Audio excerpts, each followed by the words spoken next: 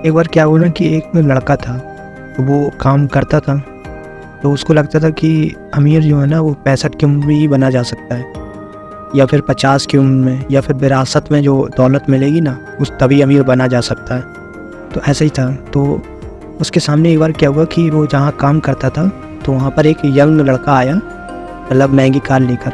तो उसे लगा कि या तो उसके पिताजी ने इसे गिफ्ट की होगी या फिर किसी वजह से किसी ने गिफ्ट कर दी होगी, लेकिन ये इसकी कार नहीं हो सकती। और वो चौंक गया कि देखता है कि उस कार से एक नया लड़का निकलता है, यंग एज का।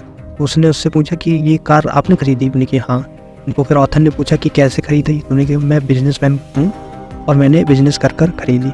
तब उनका दिमाग खुला और उन्होंने कहा कि नहीं, अमीर ना 60 की उम्र में नहीं बना जा सकता, जल्दी भी अमीर बना जा सकता। इसी वजह से जो ऑथर थे एम.जे. डिमार्को, उन्होंने ये बुक लिखी द फास्ट लेन मिलियनेयर। जो लड़का था ना कि उन्होंने कहा कि 60 के बाद जो अमीर बनते वो ऐसा नहीं हो सकता, जल्दी भी अमीर बनाया जा सकता है और जेन्युइन तरीके से अमीर बना जा सकता है। तो ये वही लड़के की कहानी है जो एम.जे. डिमार्को। तो उन्होंने फिर ये बुक लिखी लोगों के लिए कि कैसे अमीर बना जा सकता है। फिर वहाँ से उन्होंने अपना माइंडसेट चेंज किया।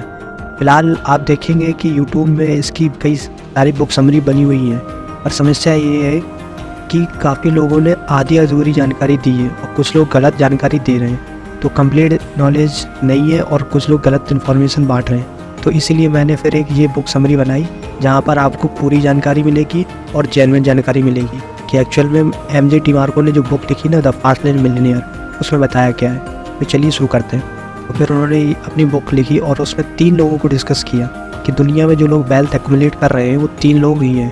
पहला साइड वॉकर, दूसरा स्लो लेनर, तीसरा फास्ट लेनर। तो इसी के बारे में हम डिस्कस करते हैं।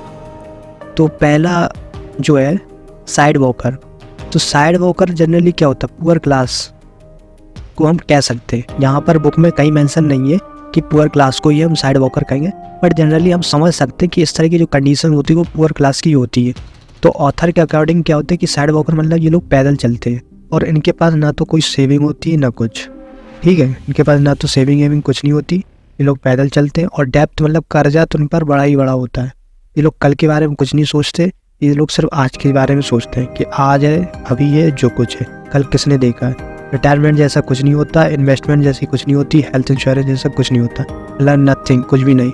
ये सिर्फ बस जीने मरने जैसा सवाल होता है कि आज अगर आज का खाना खा लो, कल का कल देखते हैं। ये फ्यूचर प्लानिंग कुछ नहीं होते। तो ऐसे लोगों को साइड वॉकर डिफाइन करते हैं ऑथर के अकॉर्डिंग। दूसरी एक कैटेगरी डिफाइन करते हैं ऑथर, वो है स्लो लेनर। ऑथर के अकॉर्डिंग क्या है कि वो ये कहते हैं कि ये लोग पैदल तो नहीं चलते बट साइकिल से ज़रूर चलते हैं। मतलब ऐसे लोग साइकिल से चलना प्रेफर करते हैं या फिर मोटरसाइकिल से। क्यों वो ऐसा इसलिए, स्लो लेनर में कौन कौन आते हैं, जैसे उनके पास सेविंग होगी। ऑथर के अकॉर्डिंग वो ये कहते हैं कि जो स्लो लेनर होते हैं उनके पास सेविंग बहुत होती है, कर्जा से ये दूर रहते हैं, और रिटायरमेंट की एज इनकी 50, 55, 60 कुछ इस तरह की उम्र होती है। ये सोचते हैं कि आज नहीं तो कल हम अमीर हो जाएंगे। वो भी कैसे? ये लोग मार्केट इन्वेस्टमेंट करते हैं, बिजनेस से दूर रहते हैं, क्योंकि ये कहते हैं बिजनेस में बहुत रिस्क है, पैसा डूब जाता है। तो ये लोग थोड़ा बहुत इन्वेस्टमेंट करना सीखते हैं और शेयर मार्केट के बारे में नॉलेज रखेंगे, म्यूचुअल फंड में इन्वेस्ट करेंगे। ये लोग आज के बारे में भले ही नहीं सोचते और कल के बारे में सोचते हैं कि नहीं, अगर आज की हम खुशियाँ त्याग लेंगे तो ओबियसली कल हम जो पैसा कमाएंगे, वेल्थ एक्यूमुलेट करेंगे, वो हमें रिटायर हो जाएंगे। तो 60 साल 50 साल की एज में ये लोग रिटायर होने के लिए सोचते हैं। एटलीस्ट हम कह सकते हैं कि साइड वॉकर से ये लोग अच्छे तो हैं बट सबसे अच्छे नहीं हैं, क्योंकि इनकी अभी भी कंडीशन वो वाली नहीं है जो रिच क्लास में होती है। तो जनरली इनकी मेन जो सोर्स ऑफ इनकम होती है सैलरी होती है और सिंगल सोर्स ऑफ इनकम होती है। बस इसी का पैसा उठा के ये लोग इन्वेस्ट करेंगे मार्केट में, शेयर मार्केट में, म्यूचुअल फंड में, और फिर 60 साल की एज में रिटायर होना पसंद करेंगे।